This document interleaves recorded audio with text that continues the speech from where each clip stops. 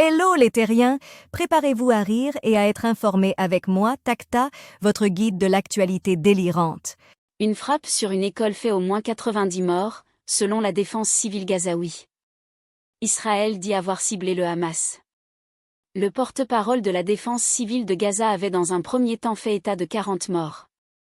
Selon lui, l'école Al-Tabin, qui hébergeait des déplacés palestiniens, a été visée par 3 frappes israéliennes. En direct, JO 2024, l'Éthiopien Tamira Tola s'envole vers le titre olympique du marathon, Eliud Kipchoge en difficulté.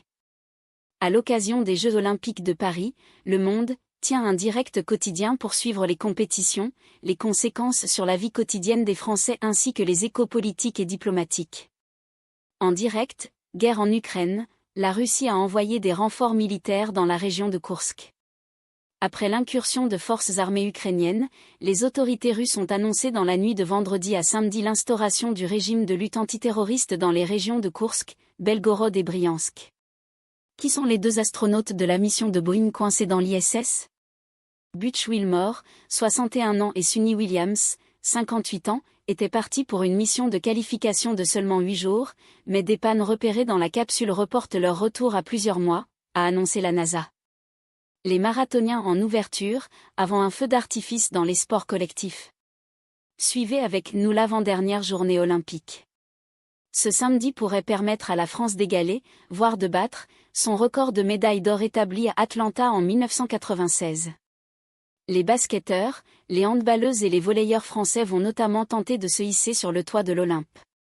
Cette maladie, très contagieuse, se répand partout en France, un appel à la vaccination lancé.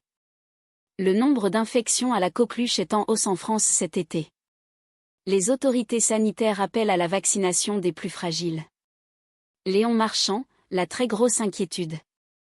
Entré dans une nouvelle dimension grâce à son incroyable moisson lors des Jeux olympiques de Paris, Léon Marchand se prépare à des lendemains compliqués.